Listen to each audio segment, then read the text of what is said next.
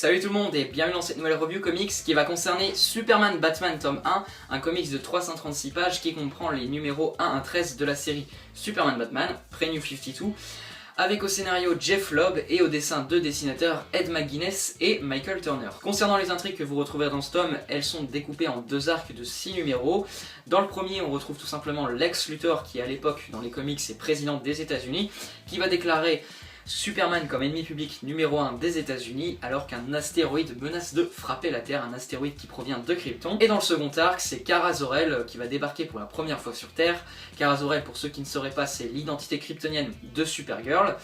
Donc elle va débarquer sur Terre pour la première fois, Superman et Batman vont la trouver et ils vont essayer tout simplement de la faire contrôler ses pouvoirs, etc.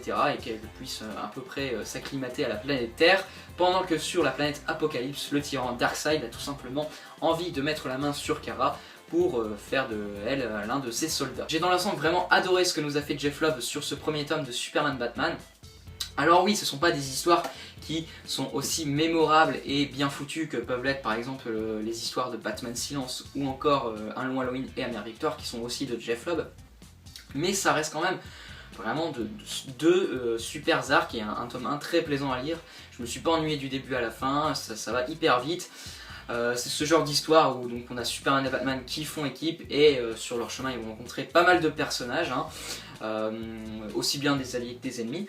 Et il va y avoir quand même pas mal d'actions, il faut le dire, mais franchement c'est hyper efficace, c'est très bon et j'ai vraiment pris beaucoup de plaisir, pas mal de retournements, certains mieux amenés que d'autres. Je pense par exemple à un retournement de situation dans le deuxième arc vers la fin qui est plutôt bien vu mais qui est assez mal amené j'ai trouvé, mais ça reste quand même de deux très bonnes factures ce que fait Jeph Loeb sur ce tome 1 et vraiment quoi, on s'ennuie pas, c'est hyper plaisant à lire, enfin moi j'ai pris un énorme plaisir à lire ce tome 1, donc voilà, j'ai pas grand chose à dire. Ah si, quelque chose qui est assez important pour un titre Superman Batman, c'est le team-up Batman-Superman qui fonctionne hyper bien dans ce tome là, on a pas mal de traits d'humour, les deux personnages se répondent avec, étant donné leurs différences, on a d'un côté Batman, le côté très sombre, très monolithique, qui fait toujours la gueule et voilà, qui est toujours, on va dire, qui pense toujours au pire, voilà, qui ne fait pas forcément confiance, et de l'autre Superman, un peu qu'on présente souvent un peu trop naïf,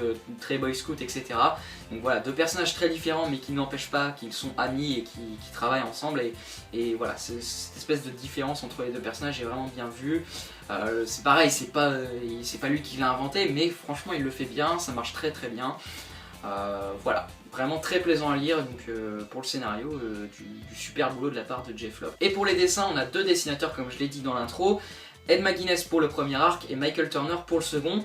C'est des styles assez différents. Ed McGuinness, il a un trait vraiment très cartoony avec des personnages qui sont une musculature un peu exagérée, ils ont une carrure vraiment avec pas mal de muscles, etc. C'est parfois plutôt exagéré. Il y a par exemple aussi le personnage d'Amanda Waller, j'ai plutôt halluciné à certains moments que c'était un peu limite de la caricature quoi.